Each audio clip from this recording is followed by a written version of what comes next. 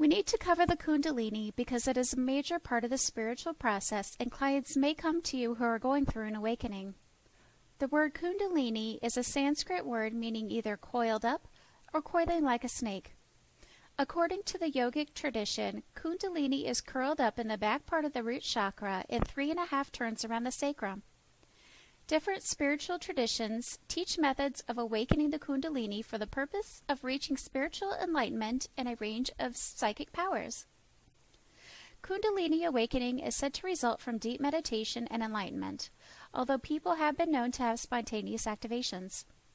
It is very important to note that before awakening your Kundalini, you must have a firm ethical and moral foundation. And if you have not yet transmuted your ego before a Kundalini awakening, you will have an unpleasant experience. Kundalini will amplify the ego. For example, if you are a jealous, violent, and controlling person and your Kundalini awakens, this will be amplified by 10. This awakening involves the Kundalini physically moving up the central channel to reach the crown chakra, producing an extremely profound transformation of consciousness. The Kundalini experience is frequently reported to be a feeling of an electrical current running up the spine.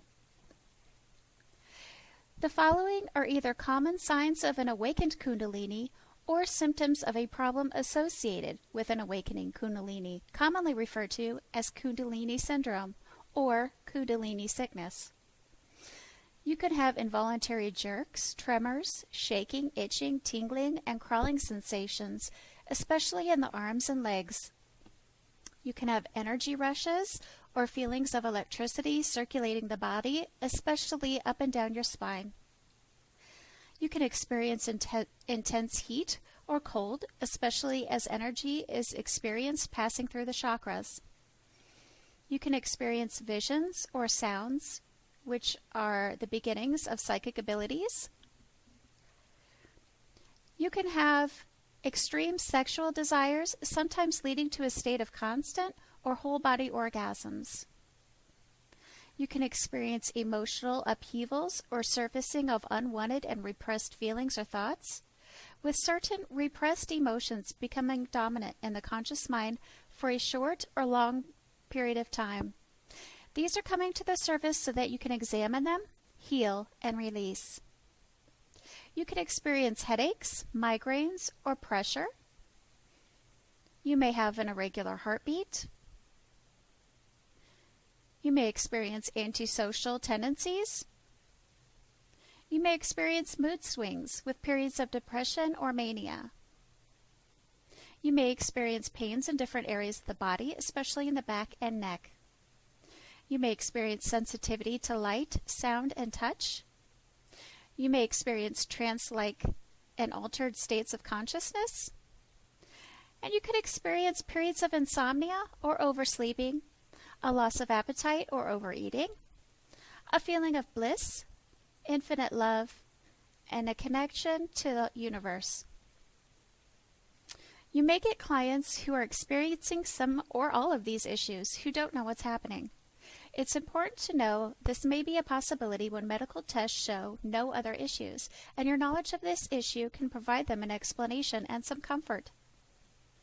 Depending on how much ego you have and the state of your physical and emotional health, you could have a wonderful experience or a traumatic one.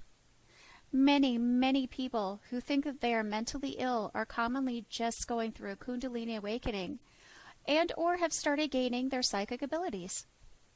The subject of Kundalini can stir up arguments. Indian yogis seem to be divided when it comes to their thoughts on awakening the Kundalini. It seems that half of them advise if you are ready to awaken the Kundalini, there are yoga exercises, pranayamas, and mantras you can use to do so. The other half suggests that you do not try to do it at all, that this will happen on its own, or they suggest practicing a specific white tantra in a certain sexual position while chanting and never reaching orgasm. This is the highest and purest form of a Kundalini awakening because it combines the masculine and the feminine, also known as the yin and the yang, and it awakens the Kundalini in them both simultaneously. This is part of the sacred and hidden knowledge of ancient times, because anyone who can achieve this reportedly can achieve godlike power, whether they be good or evil.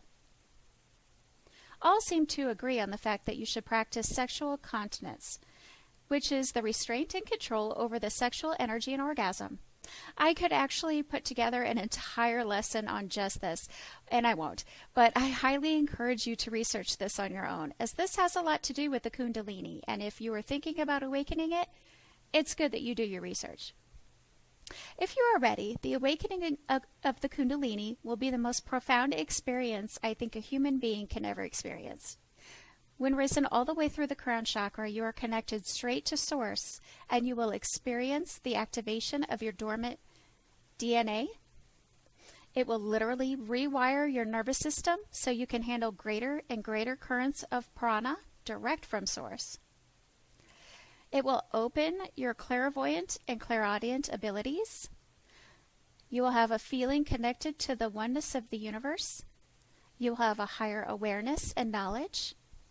You will be connected with a higher frequency of thought and consciousness, and you will feel unconditional love, peace, and connection with spirit. You also will probably remember all of your previous lives.